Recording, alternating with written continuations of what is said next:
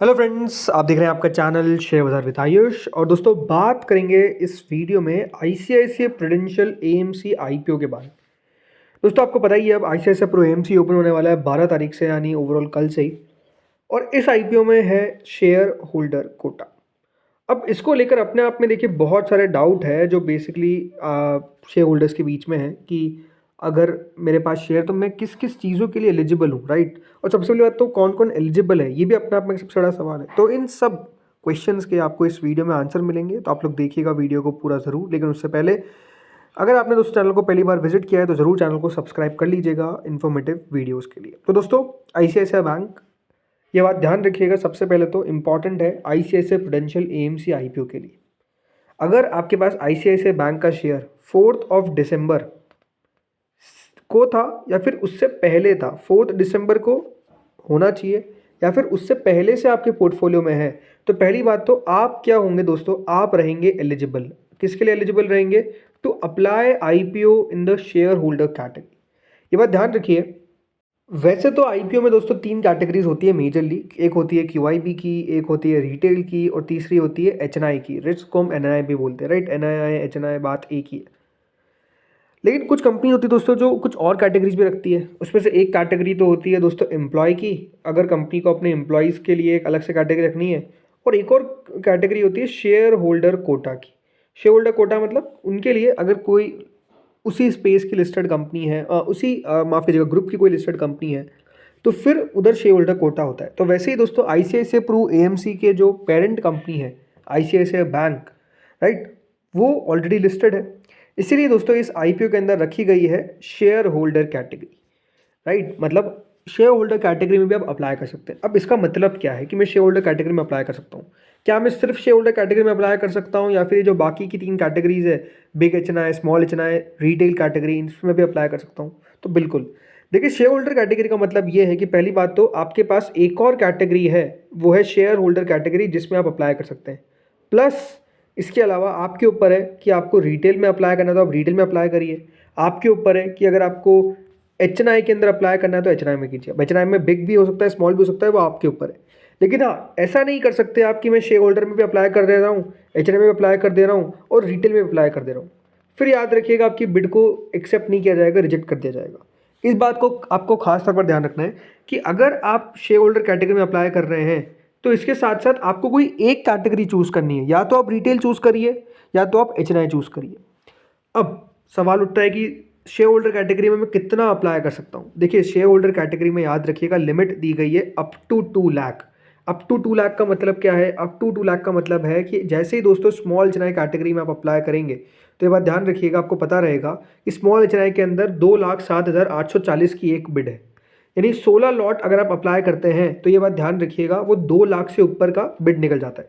इसीलिए आप दोस्तों शेयर होल्डर कैटेगरी में मैक्स अप्लाई कर सकते हैं 15 लॉट्स। ये बात ध्यान रखिए, अगर ये अप टू 2 लाख लिखा हुआ है इसका मतलब ये है कि आप max to max share holder के अंदर 15 लॉट अप्लाई कर सकते हैं। 15 लॉट का मतलब क्या हो गया? वो 2 लाख से कम हो गया। अप टू 2 लाख का मतलब ये नहीं है कि मैं 15.5 है, वो तो अप्लाई कर ही नहीं सकते। मैक्स टू मैक्स आप 15 लॉट अप्लाई कर सकते हैं। अब इस बात को ध्यान से सुनिएगा, अगर शेयर होल्डर कैटेगरी में कोई भी अप्लाई करता है तो शेयर होल्डर कैटेगरी के अंदर जो अलॉटमेंट की प्रक्रिया है, प्रोसेस है, वो होती है दोस्तों प्रपोर्शन बेसिस पे। प्रपोर्शन का मतलब क्या है?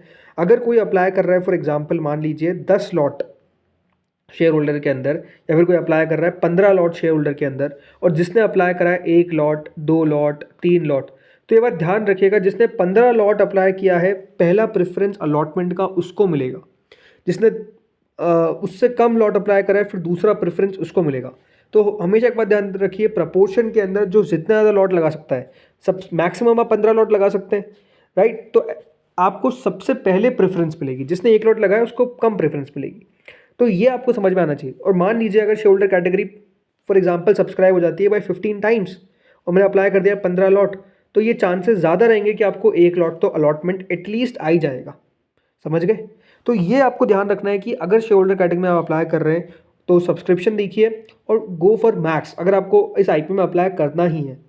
ये बात क्लियर होगी। अब एक और क्वेश्चन मुझसे पूछा गया कि क्या सर हम max to max total 2 lakh तक का अप्लाई करना है क्या, शेयर होल्डर प्लस रिटेल? नहीं, मैं बात सिर्फ शेयर होल्डर की कर रहा हूँ। अगर आप मान लीजिए रिटेल में अप्लाई करना चाहते हैं तो आपकी मर्जी है, अगर आपको 15 लॉट्स अप्लाई करना है तो कर सकते हैं, कोई दिक्कत वाली बात नहीं है। वैसे हमेशा एक बात ध्यान रखिए, रिटेल के अंदर अगर कैटेगरी ओवर सब्सक्राइब हो जाती है, ओवर सब्सक्राइब का मतलब क्या है कि पूरा जो रिटेल पोर्शन है वो भर गया 1 गुना, और अगर मान लीजिए उससे ज़्यादा आप लॉट लगा भी देते हैं तब भी आपको अलॉटमेंट एक ही लॉट का मिलेगा। तो वो ज़रूर देखना आपकी, अगर पूरा भर जाता है तो ठीक है, नहीं भरता है तो आप भली मैक्सिमम भी लगाइए, 15 लॉट तक और अप्लाई करिए, तब भी आपको अलॉटमेंट मिल जाएगा।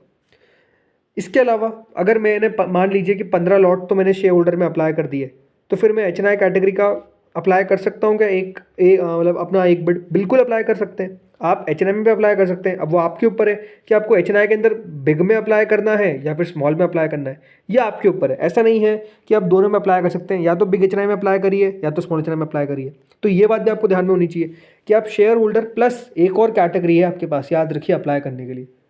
दूसरी बात, काफ़ी लोग बोल रहे हैं कि मैंने सर 4 तारीख को नहीं 5 तारीख को खरीदा था, तो क्या मैं अप्लाई कर देता हूँ? 4 दिन मतलब 5-6 जो भी सैटरडे संडे मैंने बाद में खरीदा, तो क्या मेरे पास तो ICICI बैंक अभी पड़ा है, उस दिन तक तो नहीं था, लेकिन अभी क्या मैं अप्लाई कर दूँ, क्या पता चलेगा? ऐसा नहीं है। देखिए, पहली बात तो रजिस्ट्रार के पास सारे नाम रहते हैं कि किस किस के पास शेयर है, और उनको पता है कि किस किस ने वो एक्स डेट तक होल्ड करके रखा है। तो अगर आप अप्लाई कर भी देंगे शेयर होल्डर कैटेगरी में, अप्लाई कर देंगे, वो तो खुली कैटेगरी, अप्लाई तो कर दीजिए, बट यह बात ध्यान रखिए आपको अलॉटमेंट नहीं मिलेगा, क्योंकि आपका बिड ही एक्सेप्ट नहीं होगा। तो ये गलती कोई ना करे कि जो एलिजिबल नहीं है वो भी एलिजिबल हो, वो भी सोच रहे हैं कि मैं अप्लाई कर देता हूँ, क्या पता मेरे को अलॉटमेंट मिल जाए। ऐसा नहीं होने वाला है, इस बात का आपको ध्यान रखना है। तो आपके पैसे वेस्ट ना हो, वो हमेशा सबसे इंपॉर्टेंट रखिए। वैसे भी देखिए, IPO अपने आप में पहली बात तो इतना बड़े साइज़ का है, 10,000 करोड़ से ऊपर का ये IPO आपको आता हुआ दिख रहा है, तो ओवरऑल अलॉटमेंट के चांसेस काफ़ी अच्छे रहेंगे इस IPO के अंदर। अगर आप रिटेल में भी अप्लाई करेंगे तो आई डोंट फील कि रिटेल कैटेगरी 2 गुना ज़्यादा सब्सक्राइब होने वाली है। तो अगर आप रिटेल में भी अप्लाई करेंगे तो आसानी से अलॉटमेंट मिलेगा। बिग HNI के अंदर मुझे लगता है कि बहुत अच्छे चांसेस रहेंगे अलॉटमेंट आने के। तो ये मान के रखिए कि अलॉटमेंट तो आपको बहुत ईजिली मिलेगा इस IPO में, उसमें बहुत ज़्यादा टफ नहीं होने वाला है। ईजिली इन द सेंस कि बाकी IPO से कंपैरिजन में, क्योंकि इस IPO का साइज़ भी बड़ा है। डिमांड रहेगी, मैं ऐसा नहीं कहता कि डिमांड बिल्कुल भी नहीं रहेगी इस IPO को लेकर, बट हाँ उतनी ज़्यादा भी नहीं रहेगी, बिकॉज रिस्क की IPO तो 100% है, राइट? रिस्क तो डेफिनेटली इसमें रहता हुआ देखने को मिलेगा। तो इस बात का आपको, जैसा मैं कह रहा हूँ, ध्यान रखना है। बाकी और तो कोई बहुत ज़्यादा बड़े क्वेश्चंस हैं नहीं ओवरऑल। बस हाँ, ये बात आपको पता होना चाहिए कि रिटेल के अंदर अलॉटमेंट प्रोपोर्शनेट पे नहीं होता है, लॉटरी पे होता है, राइट? रिटेल में तो अलॉटमेंट अगर मिलेगा तो वो लॉटरी पे मिलेगा, HNI में अगर अलॉटमेंट मिलेगा तो वो लॉटरी पे मिलेगा। सिर्फ शेयर होल्डर में प्रोपोर्शनेट बेसिस पे अलॉटमेंट है। उस बात को आपको ध्यान रखना है। इसलिए मैं कह रहा हूँ कि अगर कोई अप्लाई करने का सोच रहा है कि मैं शेयर होल्डर में अप्लाई करूँ, तो वेट करिएगा आखिरी दिन तक कि आखिर कितना सब्सक्राइब हुई है वो कैटेगरी, और उस जितनी भी सब्सक्राइब हुई है, मान लीजिए कि 12 गुना से कम 15 गुना से कम ही सब्सक्राइब हो रही है, फॉर एग्जाम्पल हम सपोज करके चलते हैं, और आखिरी दिन में देख रहा हूँ कि कैटेगरी सब्सक्राइब हो गई 10 गुना, तो अप्लाई कर दीजिएगा 11 lot, apply at least 12 lot, 13 lot, 15 lot लगा सकते हैं तो लगा दीजिएगा। तो ये बात ध्यान रखिएगा कि आपको अलॉटमेंट मिलने की फिर थोड़ी सी श्योरिटी हो जाएगी कि आपको अलॉटमेंट मिल जाएगा। तो ये बात भी आपको पता होनी चाहिए, क्योंकि शेयर होल्डर के अंदर अलॉटमेंट भी याद रखिएगा इस तरीके से होता है। वैसे तो कंपनी चाहती तो इसको 10% भी रख सकती थी शेयर होल्डर कैटेगरी को, बट कंपनी को लगा होगा कि IPO अपने आप में इतना बड़ा साइज़ का है तो 10% कहाँ रखें।